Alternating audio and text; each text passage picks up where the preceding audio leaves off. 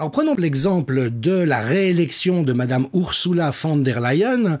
Il convient de rappeler que la veille de cette réélection, la Cour de justice de l'Union européenne a finalement été obligée de reconnaître les multiples fautes de la Commission présidée déjà par Ursula von der Leyen, entrave à la mission de contrôle des députés, violation du principe de transparence et du fait du traité de l'Union européenne et notamment de l'article 17, jamais Ursula von der Leyen n'aurait-elle dû avoir la possibilité de se représenter.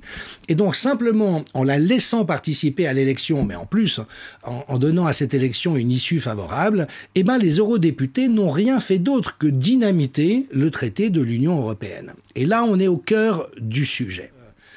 La mauvaise gestion et le manque de transparence de la Commission auraient dû conduire à l'annulation de la candidature de Madame von der Leyen. Certains eurodéputés, dont la très vaillante Christine Anderson, sont bien sûr montés pour essayer de rappeler ça et de simplement rappeler la Commission et le Parlement à un minimum de décence.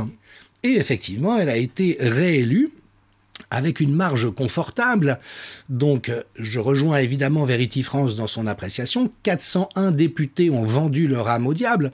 C'est-à-dire que des députés et des groupes qui avaient dit publiquement qu'ils ne voteraient pas pour Ursula von der Leyen, il se trouve qu'à la faveur du vote au bulletin secret, elle a engrangé beaucoup plus de votes que les groupes et les députés qui avaient dit qu'ils voteraient pour elle. Et Yanis Varoufakis, qui est l'ancien ministre des Finances de la Grèce, y est allé de ce commentaire, mais qui reflète le cynisme de la réalité contemporaine, en relevant « Rien n'a autant de succès dans l'Europe d'aujourd'hui que l'échec ». Celle qui a promu un génocide avec le sourire, l'épitome de l'incompétence. L'ancienne ministre allemande de la Défense, qui a quitté précipitamment Berlin sous un nuage de corruption, a été désignée à nouveau présidente de la Commission européenne. Donc le programme européen est simple, je salue Paul-Antoine Martin et le remercie de nous donner la formule. La corruption, un si beau projet européen qui enthousiasme les peuples, un projet d'avenir, un projet de guerre, un projet de destruction, un projet totalitaire.